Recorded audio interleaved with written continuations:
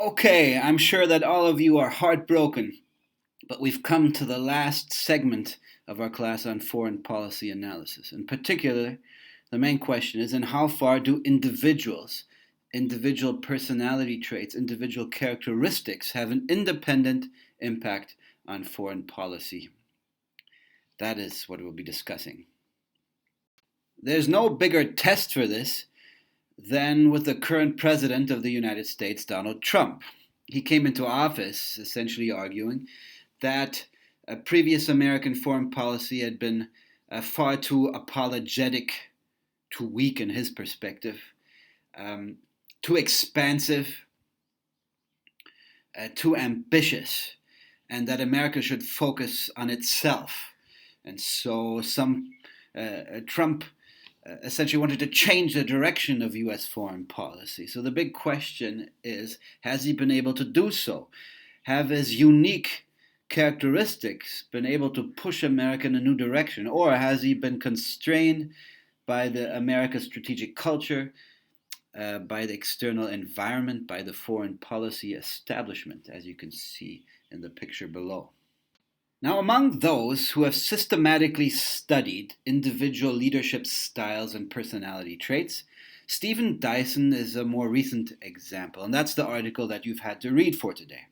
Now, according to him, there are essentially three different ways of thinking about leadership, three dimensions. Two of them fall under the category of external worldview. So when it comes to external worldview, there is the question of locus of control and conceptual complexity. One can have either an external or an internal locus of control, and one can have either high or low conceptual complexity. In addition to external worldview, there's also something what he calls bureaucratic style. One can either be a competitive infighter or a cooperative um, um, have a cooperative bureaucratic style and be a delegator. And I'll explain what these mean in the next couple of slides. Let's begin with worldview. Basically, the concepts here are borrowed from psychology. The first aspect of the external worldview is locus of control. And one can either have an internal or an external locus of control. Someone who has an internal locus of control essentially believes that they are in control of their destiny. If you, as a student, have an internal locus of control and you get a bad grade, the first thing you will say is that I didn't study hard enough. On the other hand, if you have an external locus of control, you essentially believe that you are at the mercy of larger forces. If you get a bad grade, then it must have been due to the professor or some other external circumstances.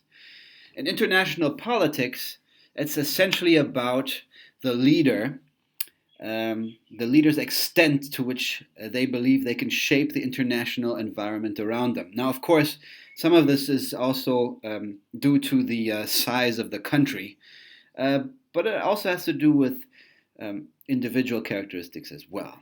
So someone who has an internal locus of control, a leader will say, we have the capacity to achieve our goals, and it does depend on us. We can transform the Middle East into a region of peace, a region of liberal democracies, something that George W. Bush believed in. Someone who has an external locus of control will essentially argue that we are at the mercy of other powers. Or if you're the superpower yourself, you'd say there's nothing we can do to change the way they do things, so we better not get involved. Donald Rumsfeld, Stephen Dyson argues, is someone who had an external locus of control. Hence, the abbreviation stuff happens. Stuff happens, there's nothing that we can do about it. The second dimension of external worldview is that of conceptual complexity. One can either have low conceptual complexity or high conceptual complexity. In summary, what does it measure? What is it getting at? Conceptual complexity, particularly in foreign policy, is looking at to what degree a leader sees complexity and distinctions in the international environment around them. Is the world black and white, or does it consist of shades of gray? Someone with low conceptual complexity will have a fairly simplistic view of the world. They have a pre-existing perspective on it, and every piece of new information will fit into it, will be tailored to fit into that pre-existing conception.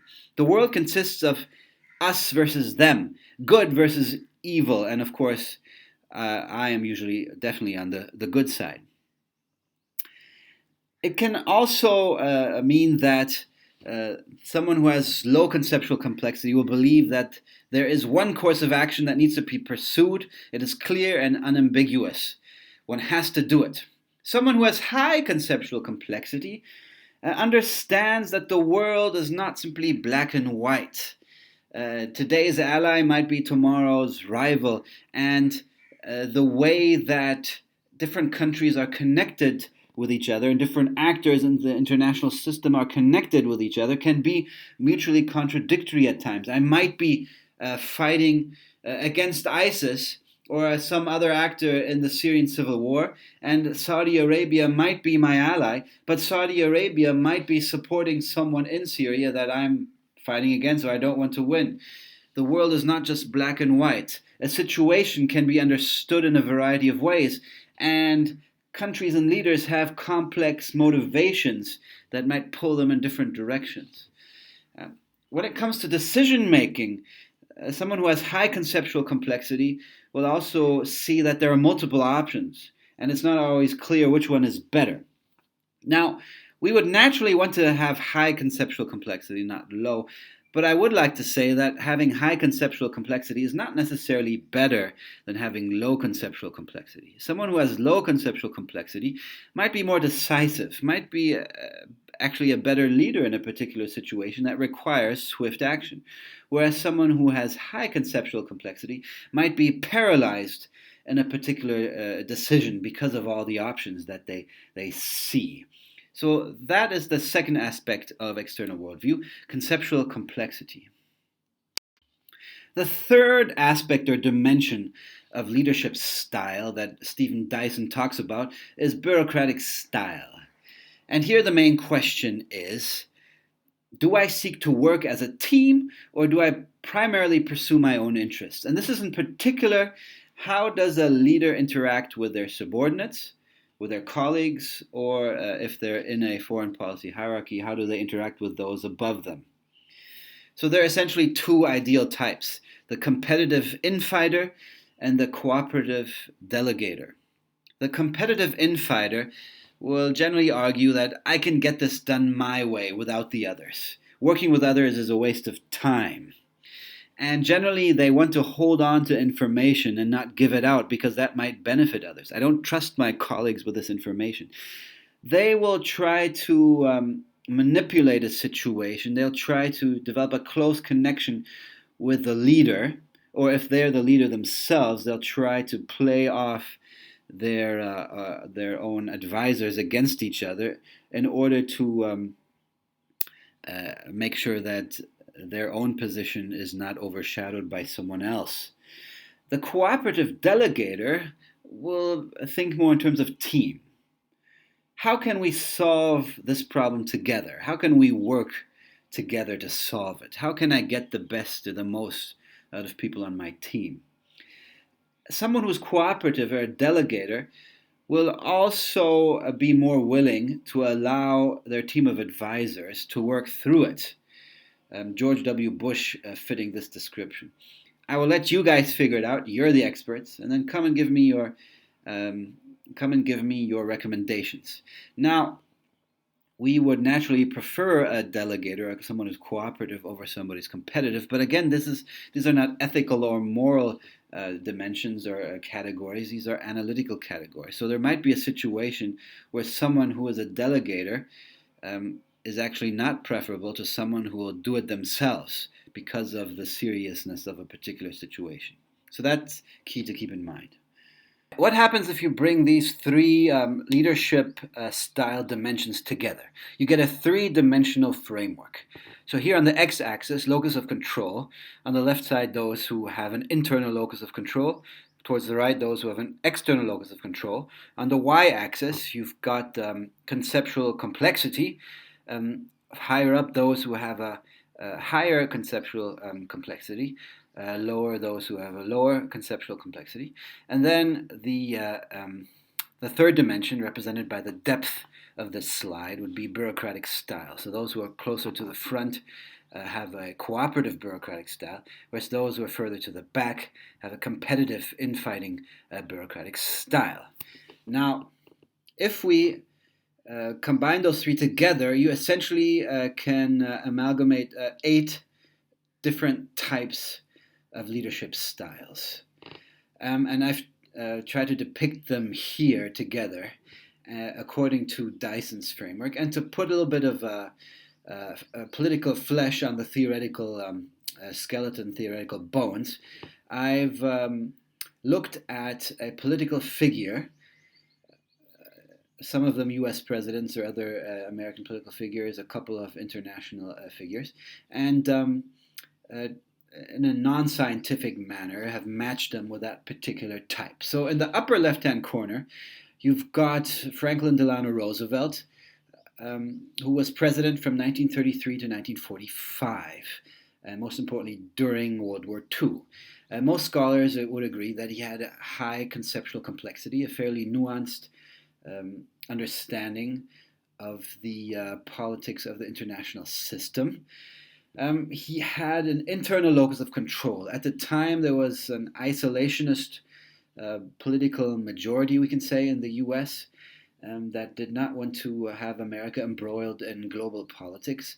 But FDR saw that there was a need, particularly as World War II was starting, and there was a threat by fascist regimes to overpower the rest. And he felt like America needed to get involved, hence the internal locus of control. And he was also an instrumental, he was, we can say, in a sense, an architect of the international order after World War II, even though he died beforehand. But he helped spearhead the creation of the United Nations. And lastly, he had a cooperative bureaucratic style within his own cabinet. Now, below him, you've got George W. Bush, who most people argue had low conceptual complexity. He had very straightforward, simple understanding of the international system, often spoke in moralistic terms of good and evil in the international system. He coined the phrase, or at least he used it in a speech, the axis of evil, referring to Iraq, Iran, and North Korea. And so he had a fairly low conceptual complexity. He also had an internal locus of control, as the article by Dyson outlines. He believed that America could have an impact on the world and could change the politics of the Middle East, make it into a zone of peace, transform the regimes there into democracies. And his bureaucratic style, according to Dyson, is cooperative. He was not a turf fighter. He wasn't concerned about getting the last word. As president, he delegated a lot to his advisors. Then in the middle, you've got, in the upper part, you've got Richard Nixon, high conceptual complexity, universally acknowledged as one of the key American figures to conduct foreign policy on the basis of realpolitik and opening up relations with China, communist China, erstwhile enemy of the US, which surprised even his supporters, especially his supporters in the Republican Party. Internal locus of control, he believed that America had a very important role to play in the international system and could play it, although not on moralistic lines, but very, very competitive bureaucratic style, an infighter. He was very paranoid about conspiracies, political conspiracies going on behind his back. And that was one of the reasons that he had some operatives break into the Watergate Hotel where the Democratic political party headquarters were to steal some documents, which proved to be his undoing. Then below him, I've put Donald Trump. As you can see, I've actually put him in 2 spots. Now, most people agree that he has a fairly simplistic understanding of the international system and of politics, which revolves around making deals, very transactional. Um, so low conceptual complexity. Most people agree that he has a competitive bureaucratic style. He certainly hogs the limelight and gets skeptical of advisors who get too much of it. He's fired a lot of cabinet members, probably more than other presidents at this stage of the presidency. And the key debate is, does he have an internal or external locus of control? Now, those who point to the internal locus of control would argue, and I think there's some good evidence, that he does believe that he's a very efficacious leader that can make the deal, that can get it done. So in that sense, he has an internal locus of control. But on the other hand, he also has a view that America should have a more limited foreign policy, that it can't solve everyone else's problems, that it shouldn't, that it should be concerned about America first and foremost. And so, in that sense, he fits in the external locus of control category, which is why I've put him in both. There's an argument for both. Now, then you've got Angela Merkel, the current Chancellor of Germany, who people would argue has a fairly nuanced understanding of politics, both domestic and international, hence the high conceptual complexity. Cooperative bureaucratic style in terms of her circle of advisors, although perhaps her political rivals from 10, 15, 20 years ago would disagree in terms of how she got them out of the way. But in terms of her cabinet, I would say cooperative. And she has an external locus of control. In other words, she doesn't believe that her decisions can transform world politics. Germany can even play that role. Even in domestic politics, she's known to be very, very cautious, which has exasperated many of her both rivals and allies. Many would say, actually, that Barack Obama has probably a similar combination of leadership traits. Now, below her, I've put Imran Khan, our prime minister, because I think he does have a cooperative bureaucratic style. He tolerates a number of different groups in his cabinet with very different perspectives and tries to keep them happy, along with other institutions that are not formally involved. He has a realistic view of what Pakistan can achieve in its neighborhood and on global politics, I think. So that would give him an external locus of control, not believing that he can transform politics through his decisions. And I think most people also agree that he doesn't necessarily have a particularly complicated or nuanced understanding of the world or international politics. So hence more on the low end of conceptual complexity. Then in the right-hand corner, we've got Donald Rumsfeld, who was the main subject of discussion by Dyson's article, who argues that he had very high conceptual complexity, that he understood the difficulties of the situation in Iraq. He had an external locus of control, believing that America could not transform politics in the region, and hence the phrase "stuff happens" to summarize how he viewed America's ability to control events. And in other words, it couldn't. And extremely competitive infighting bureaucratic style, that he did not want to share information with his subordinates, very competitive with colleagues on the cabinet, wouldn't want to discuss with them in front of the president, but would want to have separate secret meetings with the president where he could get their ear. And so he was always trying to stake out more territory for himself, so competitive style. And then below him again, Donald Trump, who could fit either with an external or internal locus of control. So these are just some examples and ways to flesh this out. Now, it's important to realize that Dyson does not believe that leadership traits alone of individuals can determine foreign policy. Maybe in dictatorships more so. But even there, you've often got a circle of advisors. So for him, what's actually key is the interaction between unique leadership styles that can lead to particular decisions. And in particular, the decision to invade Iraq and how decisions were made about post-war planning and that kind of stuff. For him, that is a result of the combination of the unique leadership style of George W. Bush, Donald Rumsfeld, and to a certain extent also National Security Advisor Condoleezza Rice. So it's a combination of those that resulted in that. And so that will also be part of your assignment, which you can view on the next page.